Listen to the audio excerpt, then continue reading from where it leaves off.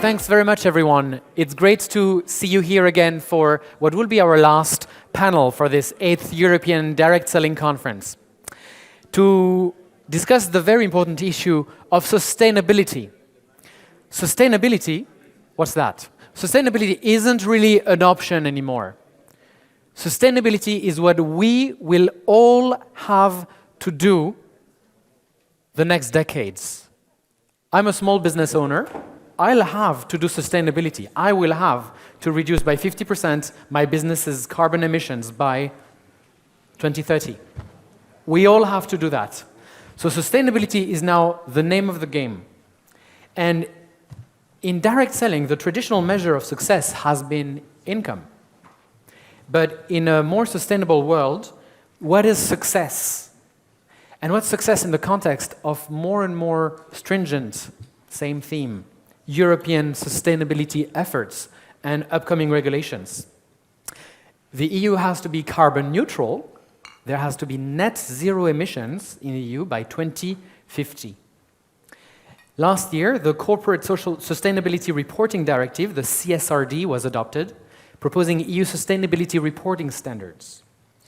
And this year, there's a proposed directive on corporate sustainability due diligence. The goal of that new proposed directive is to foster sustainable and responsible corporate behavior across global value chains. It means you're not responsible anymore just for what your company does, but what for the entire supply chain does. And so for businesses, it gives legal certainty, it creates a level playing field, and for consumers and investors, it creates transparency, all good things. But then how do you control human rights and environmental impacts throughout your value chain? That's the big question in front of us just now. So to explore that together, we've got Natalie Deacon, Head of Corporate Affairs and Sustainability at Avon.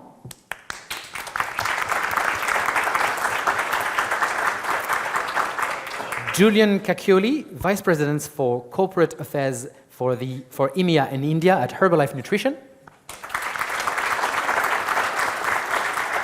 And Noelia Souque Caldato, who is Impact Director at Goodness & Co. As a reminder, if you are following us online, you can ask your questions in the dedicated Q&A section throughout the panel, and an arm will magically raise at the back of the room to share your question with us. So, one thing we've heard around sustainability is a keyword, B Corp. Oh, I'm starting with the biggest one. So, what's B Corp? Why are we hearing about B Corp? Super, so I'm the first one. Yeah. Thank you very much, Bruno, for that. First of all, thank you for having me. Really happy to be with my direct selling family. Although I've left the industry, this is really a family, so I'm so happy to be with you today. So B Corp, that's a very good question, to be honest. A lot of people talk about B Corp currently, so there's a lot of noise around B Corp. But I think it's important to actually talk a bit about what is B Corp. And B Corp, first, is a movement. So it's a movement of company, of businesses that are really shifting their approach. So we're going from a pure shareholder approach based on financial results to a pure stakeholder approach. So understanding your impact on the environment, but not only, also on the community you work with. I think direct selling is the perfect industry for that. And I think that a lot of the companies in direct selling would also win from joining this community. But we also understand often that B Corp, for some of us, will be more directed towards potential small companies. Or they will think, yeah, it's for big corporations, my small enterprise cannot join this kind of like movement or community. And I would say that actually it's not true, either or. It's like everybody can join B Corp, because B Corp is a really comprehensive certification process, let's say, and that if you have, I would say, the right people to drive you through the certification process, you will win a lot out of becoming a B Corp. And as the keynote speaker said yesterday, I mean, young generations are all about this kind of communities. And B Corp is the most recognized today. So I think that actually businesses should consider B Corp as a potential certification. But there's other certifications. It's not only about B Corp. There's many other frames for your companies also to get certified about what they do for the environment and for the society. So they should also consider these other certifications. Okay, great, thanks. It's great to have this clarified right from the beginning. Now, Natalie and Julian, you both work in direct selling companies. What does sustainability look like for your company today? Maybe starting with you, Natalie? Yeah, sure. So hi, everyone. Great to be here. I'll pick up on the B Corp point, first of all, because it's so closely linked to what does sustainability look like for us. As Noelia, I'm paraphrasing Noelia now, but B Corp is to business what fair trade is to coffee. You know, this is showing that you are managing your business in a sustainable way in every sense of the word. And the amazing thing about the B Corp framework is that it's open source. You know, anybody can go on and look at the B impact assessment, which is essentially a blueprint as to how to run a sustainable business. And I think for us, it's the backbone of our sustainability strategy. So really forcing us to look at all elements. You know, it really touches ESG, environmental, social, and governance. And I think it's so important because often when we talk about sustainability, people go to the environmental issues, first of all, or they only go to the environmental issues. And that is absolutely crucially important. You know, we are focused on getting to net zero by 2030. We're focused on getting more circular products. But actually, for us at Avon and for us as an industry, we've got a massive role to play in that middle one, the S, the social piece. You know, we are in the business of creating earnings opportunities, of, dare I say it, helping people get financial freedom. You know, we are in the business of helping to improve people's lives. And I think we can't ignore the bigger picture, but I think we've got a really important role to play here in really owning and pushing through on that social element. Mm. Yeah, and I agree with you, Natalie, and good afternoon. I think we talk about sustainability, ESG, CSR, whatever the latest acronym is, but I think for me you brought it down to one phrase: do the right thing, be a good company, right? Whether that's how you're impacting local communities, whether that's how you're impacting the planet, whatever it is, just be guided by what the right thing is to do. And again, we look at, as Herbalife Nutrition, we look at our ESG strategy in three main pillars. First is that sustainability piece, the planet, thriving planet. And we can talk a little bit about how we're working in that space. We also look at economic empowerment because we believe that that is something which will benefit communities and the planet. And the third is that healthy communities piece that Natalie just mentioned, because I think that is something which, as a direct selling company, sits right in our wheelhouse, and that's something where we can make tangible impact. And I would urge anybody, when you're looking at ESG broadly, it's make sure you align your priorities with your business purpose. You can go off and do a lot of wonderful things with all different areas in the ESG space, but if it isn't aligned to your brand purpose, to what your company is about, then it's very, very difficult to be authentic. So I would urge anybody, when you look at that kind of ESG, what can we do? There's so much to think about. Come back to your brand purpose and say, right, what does this mean to us? How is our license to operate impacted by whether it be the regulation or by consumers or whatever it might be? And come back to that as your touchstone, and I think from there, you'll make the right decisions. So give us, can you illustrate that through what that means for you at Herbalife Nutrition? So just take one example. We're, as the name would suggest, a nutrition company, and since the day we began, we've been very focused on getting good nutrition and good nutritional habits to communities around the world. And whether that's been through our Casa Herbalife Foundation, which has been around since '94, and that works with orphanages, hospitals, organizations around the world, providing good nutrition to underprivileged children. You can expand that, and we've tried to create more of a global if you like, a broader scope. So we've created our Nutrition for Zero Hunger platform. And so this is us saying, as a brand, we're about nutrition. So how can we help communities really get better nutrition? So we go out either directly or through partners, third parties, and we drive education around nutrition. We provide meals to children. We look at fortified food in certain countries.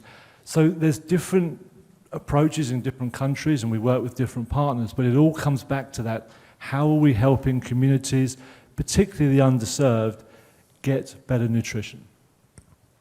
Just a quick build on what Julian said. So it absolutely starts with what matters to the people who matter to us. You know, so Avon, we're all about supporting women, supporting the issues that matter to them. We do a lot with breast cancer and gender-based violence. But my caveat is that whilst that's our sweet spot and that's where we can really lead and pioneer, one of our big learnings is that we can't rely on that alone. It's not an either or. We've still got to tick the box on reducing our carbon footprint. We've still got to make sure that the ingredients that are going into our products are more sustainable. We've still got to reduce our plastics and our packaging. So it's a what's your sweet spot? How do you maximize your positive impact there? But actually, what are the areas you need to watch out for where you need to minimize your negative impacts? What I could say is that, with Goodness & Co., we try to help businesses to first define their purpose. And I think that this, in this industry, is pretty clear for a lot of the companies that actually operate here.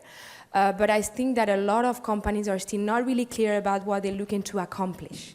And I think that people today, to adhere as a consumer, or as an employee, or as a partner, they need to understand what it is about. What is your vision? What are the values that you want to defend?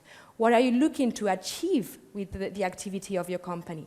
So it's really important to set that clear first, to define where you want to go, understand what you're good at as well. I think this is really something that struck me from what you said, Julian. And do it well, do it better even. Try to specialize on what you're good at, and then understand what should be the goal there. What are the goals? Then set a clear strategy and set clear targets. And once you have this as a sort of strategic guidance, it's going to be way easier to actually embark competitors, potentially, consumers, of course, representatives, and it's going to give you a lot of legitimacy then in what you do. So that's what I would say.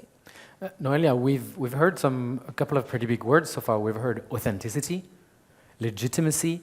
So is it that these ESG, these big sustainability efforts, they need to be deeply rooted in a wider effort for brands to own up to who they are? So does that mean they weren't doing it before, the sustainability efforts? That's a very good question. I think it might seem a bit overwhelming when you look at it for the first time for a business, to be honest, because we all speak about sustainability, and a lot of us are understanding potentially, as you were saying, climate first, environment, but we're also looking at a plethora of other topics like communities, which is one of our DNA in direct selling. We're looking at topics like inclusivity, we're looking at diversity, we're looking at governance potentially, as you mentioned, Natalie. So I think that a lot of companies don't even realize that they're already doing a lot actually in that field. And you might not label it or stamp it as sustainability, but you do a lot already with your companies in that front. So it's also about realizing what is there, what exists, building on that also, and as I said, understand what you do good and do it better, and then learn on the way, and the journey will develop by itself, and then you can start tackling the other issues that are related to climate, to circularity, that look way more technical at the beginning and are a bit frightening, but then you understand that, yeah, I'm good at that, so then I can go and tackle that other issue. That's the approach I would take. Right, interesting, thanks. I do think as well, as Noelia said, people we're all people, we're all fundamentally good. I genuinely believe people are fundamentally good, and we are all already doing some really great things. I think it's the important piece, and again, this is part of the B Corp framework, it's evidence. It's measuring your impact. It's knowing where you are now and where you want to get to. And I think that's where there are often a lot of holes, where there isn't that narrative and that measurement and that evidence of impact around what we're doing. That's a really important point, because now, and a lot of companies here are SEC, let's say guided, but certainly New York Stock Exchange listed. And the SEC has been very, very vocal about how they are going to get a lot stricter on what companies are saying and what companies are marketing when it comes to ESG and sustainability.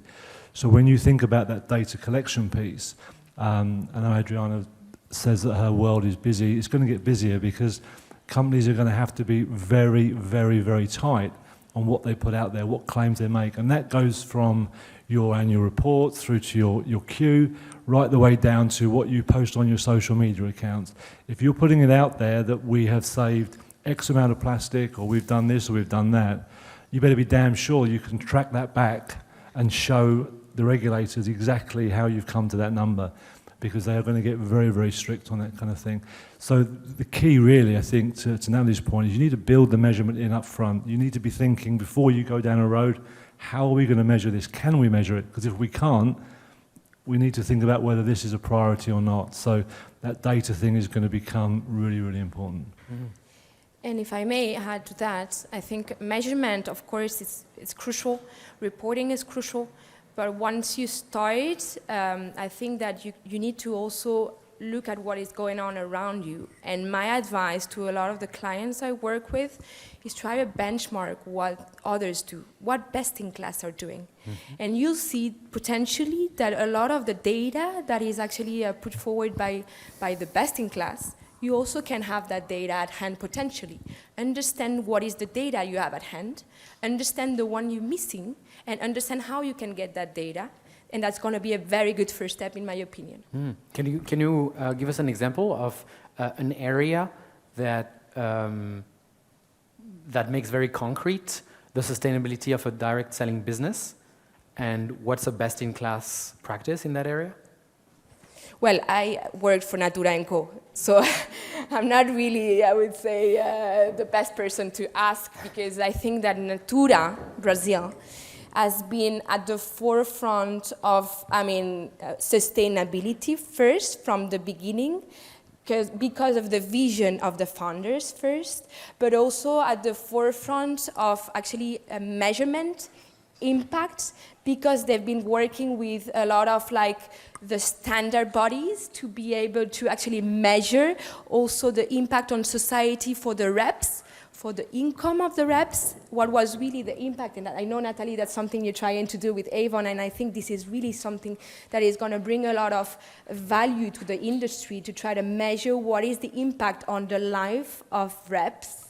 And this is the kind of things that the industry has been already doing and is trying to achieve. So I think there's a lot of cases where we can be proud of ourselves on that front. Natalie, can you expand on that? How are you going to measure that impact? No idea, but we need people to help us. So that's one of my takeaways today, if I don't wish to scoop myself. We are trying to work out, very transparently with all of you here, how can we get a better understanding of the benefits that our representatives, our Avon reps and sales leaders get for being part of our network. Yeah, and we all know it, don't we? We know there's a measure of financial benefit, there's the income and how we measure that, but we have very few standards across our industry, very little disclosure other than commission paid to very top level. So how do we get a better read on that? How do we better understand how much time they're investing with us and how much they are earning for the effort they're putting in? But so much more, just as important as that is the upskilling, the personal growth, the confidence, the growth in agency, the ability to have an accessible, flexible earning opportunity. And measuring all of those things is really difficult, but it's something that we as an industry need to get much better at if we are going to be able to articulate and put a value on the social impact that we deliver to the consultants in our network, if we're going to use that to build the industry's reputation more effectively, because we've got such an important role to play here. So we're building out how we go about that and how we approach that, and would love for other people to join us on the journey, because it's not an easy one to crack. You look at environmental measures, and we are inundated with numerous indices and measures that we have to report on when it comes to environmental governance. You don't have the same frameworks there for social, and that's where I think we've got an opportunity to really take a lead on this as an industry, and help to define this and set some of the standards that we have going forward. So the good news is there's lots of consultants who are willing to take your money to help you. So that's... Natalie, so am I hearing that you at Avon are calling on other direct selling companies to join you in creating those standards that don't exist yet? Yeah, absolutely. Great. Okay, amazing. Herbalife it's a new movement. Maybe. Sorry, new it's movement? A new movement. Yeah, a new B Corp. Julian, would that be something for Herbalife? Yeah, look, I think it's a great point. I think the very few of our distributors measure their success on financial, right? A lot of them look at the work-life balance, the flexibility, the passion they have for their particular product, sales, whatever they're doing. So if there was a way of creating something tangible for that, regardless of ESG, it would be a massive, massive help in building the reputation of this industry and helping people understand what we do every day and what our distributors do every single day to improve the communities they work in. So I think it would be a very powerful tool. And it also makes a lot of sense, right? Because if it doesn't make sense for single direct selling companies to develop this, research this, go through all those hoops on their own, for everyone else to duplicate those efforts. That's why we have trade associations. Exactly. So does that sound like a future working group at Seldia? We had the first meeting last week. First meeting last week, amazing. It's on the way. Perfect. So throughout yesterday and today, we've heard a lot of, I don't want to say bad news, because all those things ultimately are good. These regulations are to improve Europeans and consumers' quality of life and accountability and transparency and so on. So ultimately, it helps both companies and customers. But it can feel like, wow, there's all these things falling on our shoulders. And Adriana was saying, in the previous panel, this is going to make my life even more complicated. But I want to turn to any good news on your sustainability journeys at Avon and Herbalife Nutrition. What have been your good surprises?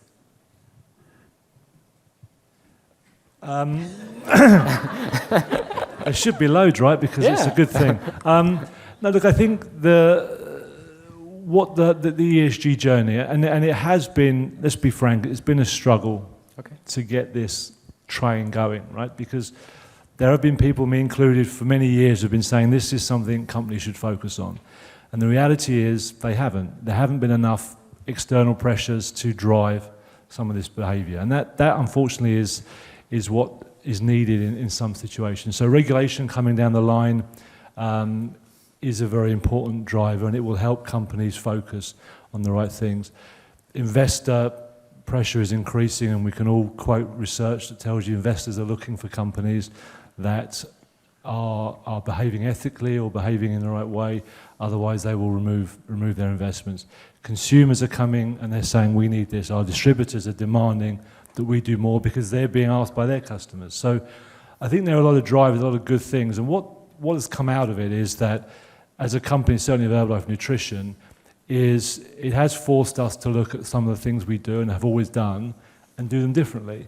And there can be no bad thing in removing thousands of tons of plastic from your supply chain. There can be no bad thing in making sure that your entire supply chain is free of slavery. So I think from a purely, if you like, feel-good perspective, there's a lot of great things that have come out of it. And there have been cost benefits.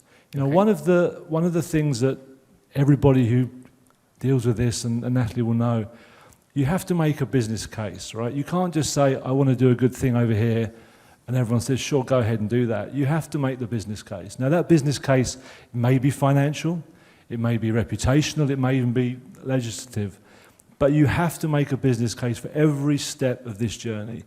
And so one of the things we've found is that if you do change the way you do things, not only are you making an impact on the planet or in a community, but in many cases you're driving huge amounts of cost out of the business as well, which you can then reinvest back into this space. So I think that there's a lot of good stuff. I think that there's a lot of burden, especially for smaller companies, I suspect. But there is a real benefit for everybody. One of the great surprises, I think you asked about surprises, has been just how energizing our sustainability goals have been for our organisation and our representatives. So we have some stretch goals for 2030, 100% reusable, recyclable, compostable products, net zero by 2030, certification on key raw ingredients like palm and cotton. So we've got some really stretched goals. And our employees and our representatives are so energized by this and so keen to hold us to account on it. That's been a real positive that I hadn't really foreseen, which is kind of why you asking about surprises makes me think about it. The other thing we've really seen over the last couple of years is this unexpected acceleration of expectation from our customers and our representatives that we do something in this space, which for me is an amazing thing because it gives me the mandate. We've all seen the figures on products that have a sustainability or a purpose component outselling those that don't, and brands performing better. We know as we came through the pandemic, those companies that fared better were the ones with stronger sustainability strategies because it signifies an element of being a forward-looking, resilient business. So the huge focus we have on this and we have on climate and community now, I think gives us that mandate when we're going in for the business case. And the other thing I would just say is kind of slightly different tack is that whilst it's been a really difficult few years, particularly with the pandemic, it's also given us an opportunity to tackle some of those issues that really matter to our representatives. So one of the issues that we campaign around a lot and invest in NGOs with is gender-based violence. And there was a huge spike in domestic violence as an unintended consequence of lockdown. And actually, we were able to respond really quickly. We created a fund. We now have this network of 40-plus NGOs across the world who are providing frontline services. And that immediacy of that crisis moment actually led us to do something really amazing. So I also kind of carry pride in how we have responded to the challenges around us. And maybe if I may add to that, in my perspective, there's two things that are actually positive news, and certainly for the direct selling industry. The first one is that all of this is really based on people first. So people are the center of any strategy that you could put in place, either for sustainability or for communities or for diversity. So I think that putting people back at the center is very important here, and it's the good news. The second one is linked to what you said, Julian, about investors. We've seen a shift recently, really. Firstly, within big groups and multinationals, but also in investment funds, simply, that are actually more and more trying to look for impact. And this is really a shift today. So I think that the good news is that things are slightly changing step by step. But we're not there yet, but slightly we're going there, we're getting there. All right. And that also matters because of the generational difference in expectations that we've covered yesterday, doesn't it? Because younger generations, Gen Z, first of all, expecting businesses and products to abide by these much higher ESG-related expectations. They are, but actually our research shows that it's not just a younger generational thing, it's more of an attitudinal thing. Okay, across generations. Yeah, I think it's an oversimplification. Old people care as well. Probably what? Old people care. Old people care. We're not all horrible, just because we're a little bit older.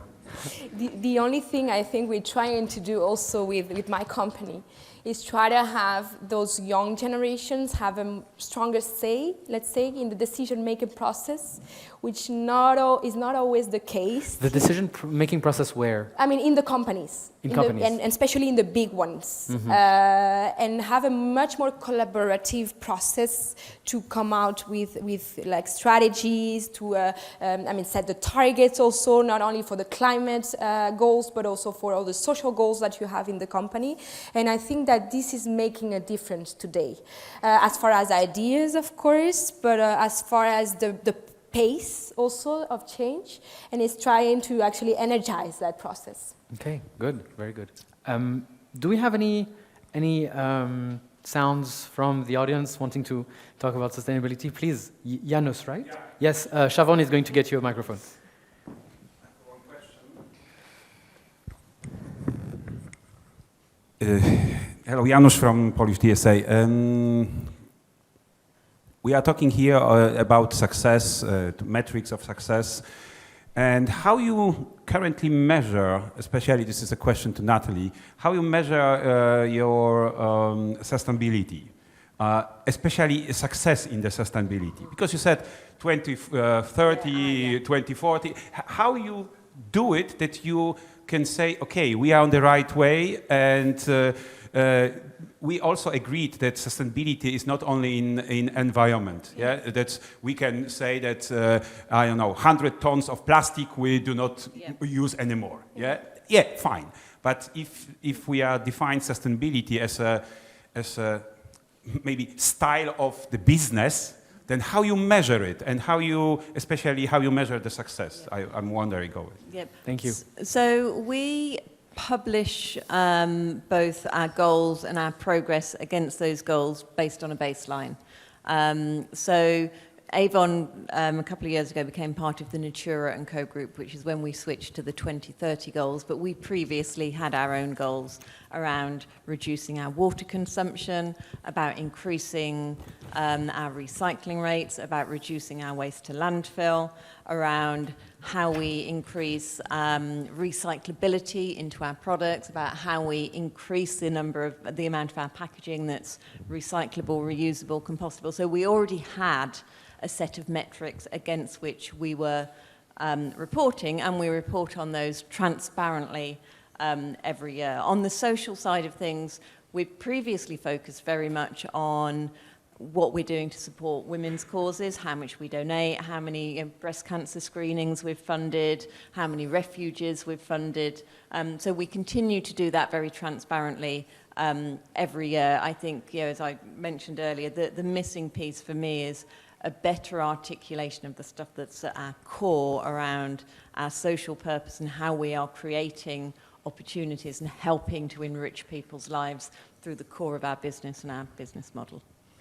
Then I immediately have one question. Okay, so... Do you have a goal, final goal? All right, so Janusz is asking if you have... I'm repeating for people online. Janusz is asking if you have specific goals towards that. A goal on the social impact of...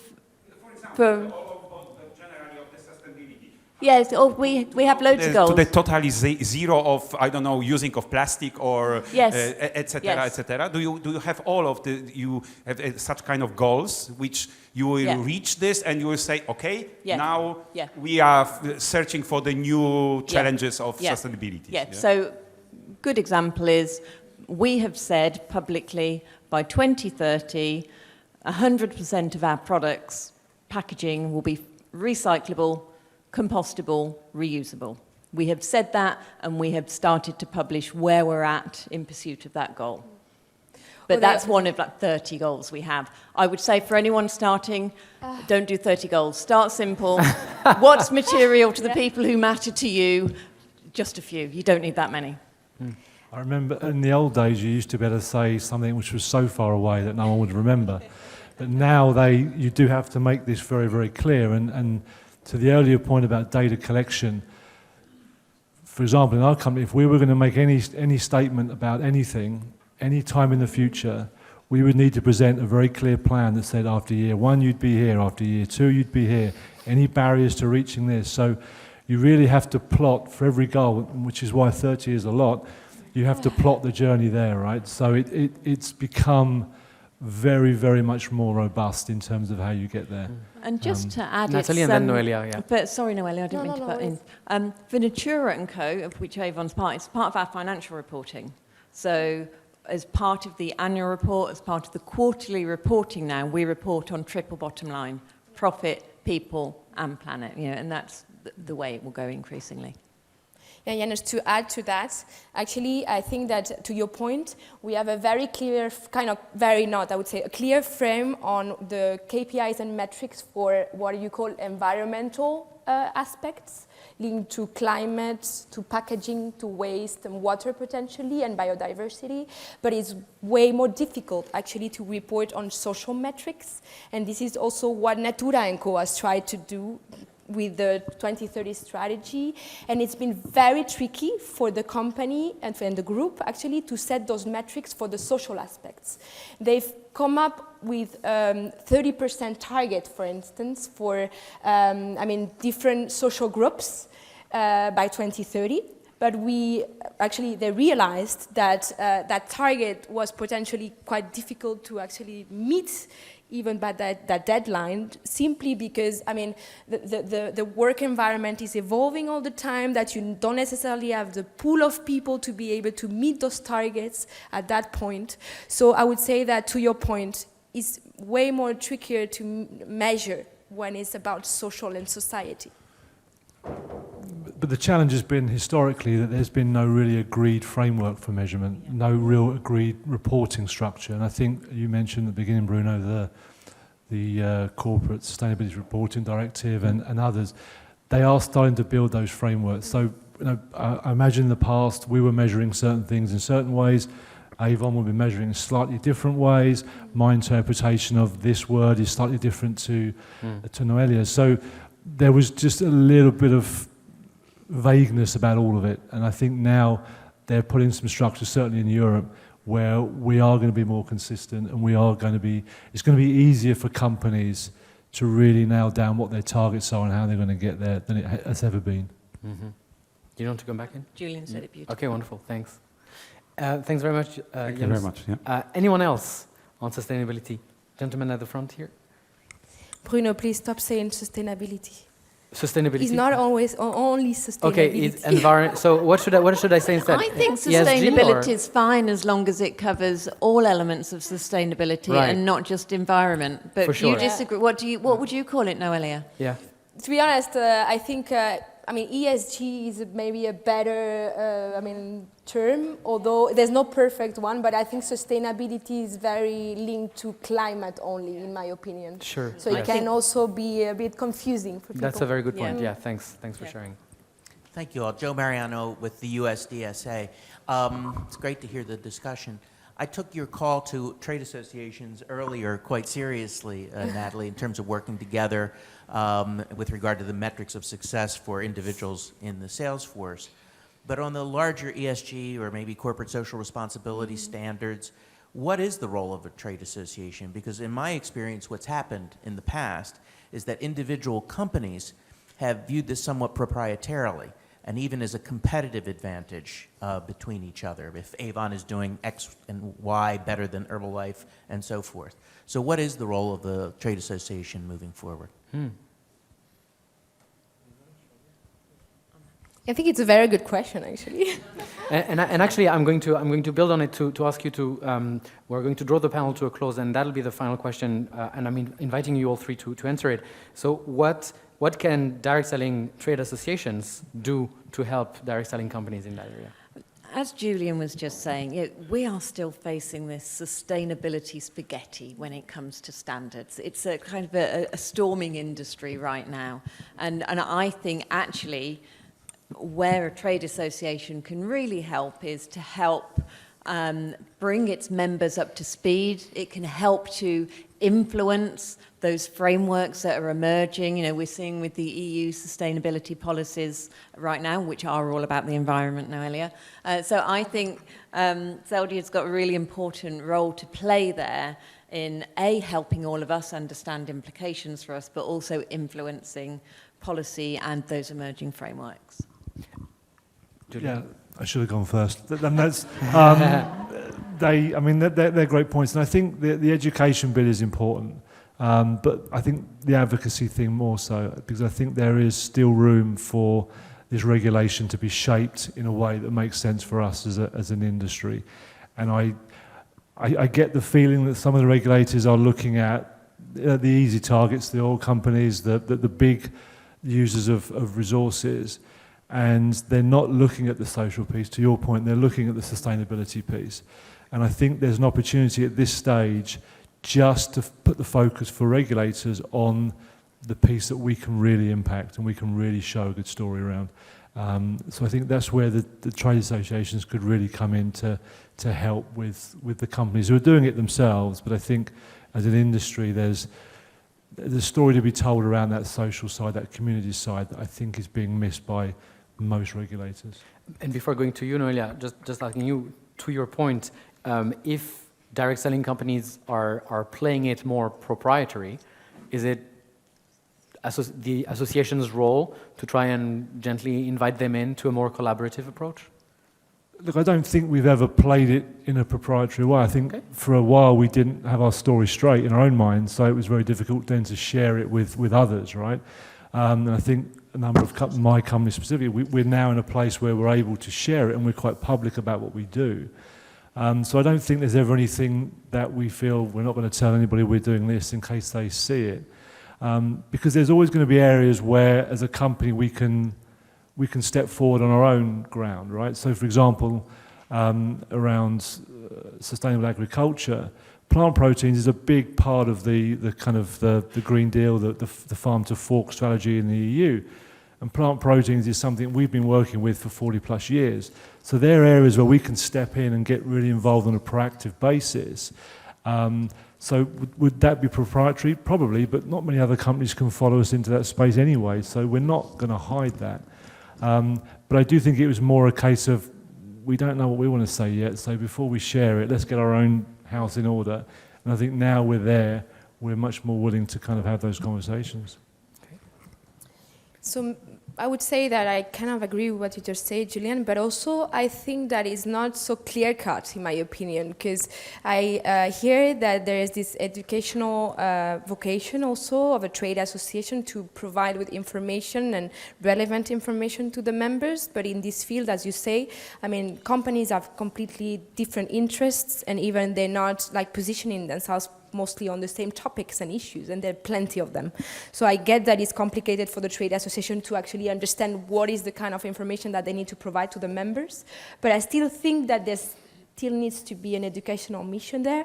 And on the advocacy piece, I mean, it's always the same story. I mean, it's also very difficult to actually come down to a single message, as you say, Julian. So I think that the role should be more about potentially having an umbrella understanding of actually the vision we want to have for the sector, and try to have a common message for that vision that might be a bit more generic than going into specific detailed advocacy for specific legislation. Very good. I see that Laure has taken full notes for the Seldia working group. Excellent. Natalie, Noelia, and Julian, thank you so much for sharing your wisdom with us. Thank you very much.